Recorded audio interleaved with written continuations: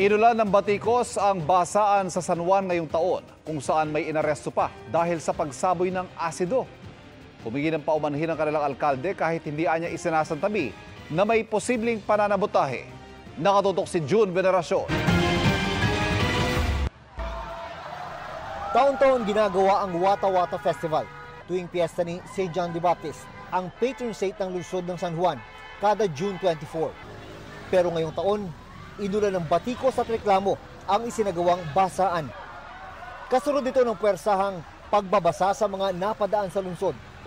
Hindi nakaligtas sa mga pasahero at mga pribadong sasakyan.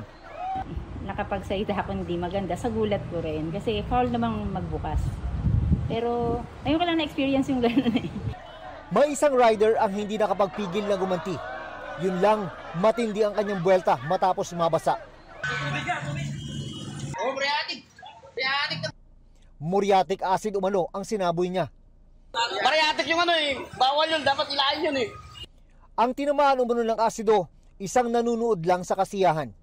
Niluglugo yung mukha ko buo sa puno ng balde para malaban, maano lang yung hapti, tsaka ang sakit ng mata ko. Medyo iba yung paningin ko, sir, parang medyo malabo. Naaresto ang nagsaboy umano ng asido at sinampahan ng reklamong physical injuries. Lumabas sa investigasyon ng PNP na may galit daw ang suspect sa mga sumasali sa Wata Wata Festival.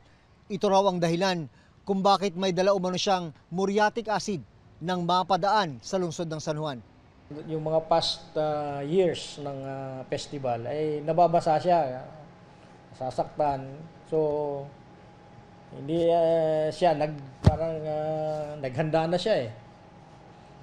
Naghanda na if ever ganun. Ay gumanti. Gumanti siya. Nagsalita ngayong hapon ang alkalde ng San Juan. Ako po ay buong pagkukumbaba na humingi ng paumanhin at pasensya sa lahat po ng mamamayan na naapektuhan o naging biktima.